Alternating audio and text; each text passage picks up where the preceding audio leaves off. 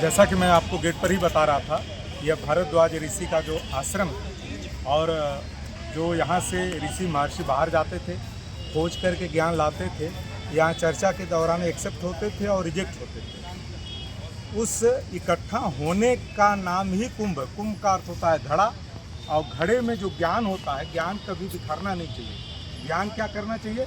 ज्ञान को इकट्ठा करना चाहिए। कैसे?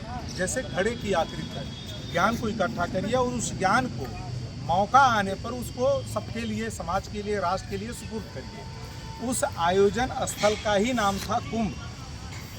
चूँकि कुंभ की एक निश्चित अवधि होती थी, तब संचार की व्यवस्था नहीं थी, तो यह तय किया गया कि इसका आयोजन छमासिक और वार्षिक किया जाएगा। तो जो 12 वर्ष पर लगता है वह महाकुंभ कहते हैं, जो 6 साल पर लगता है वह अर्धकुंभ कहलाता है।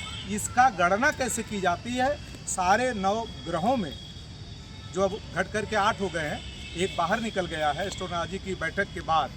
तो पुराने ज़माने में यह कहा जो जाता है कि 9 ग्रहों में सबसे बड़ा ग्रह कौन है? बृहस्पति। वह जो आपको ग्लोब दिख रहा है वह आकृति बृहस्पति की है। यह बृहस्पति जब अपनी कक्षा में ये जो सारे पिंड दिख रहे हैं, ये सारे पिंडों के साथ वह परिक्रमा करते हुए जब आधी यात्रा पूरी करता है तो वह प्रयागराज का अर्धकुंभ लगता है। और जब पूरी एक सर्किल लगाता है, बृहस्पति को पूरा एक चक्कर लगाने में 12 वर्ष लगता है।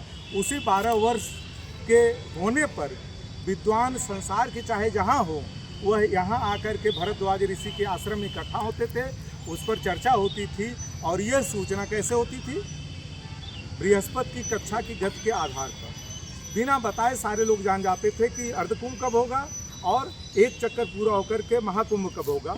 और यह गणना इसे बृहस्पति कक्षा की ग्रह की स्थिति के आधार पर होता था।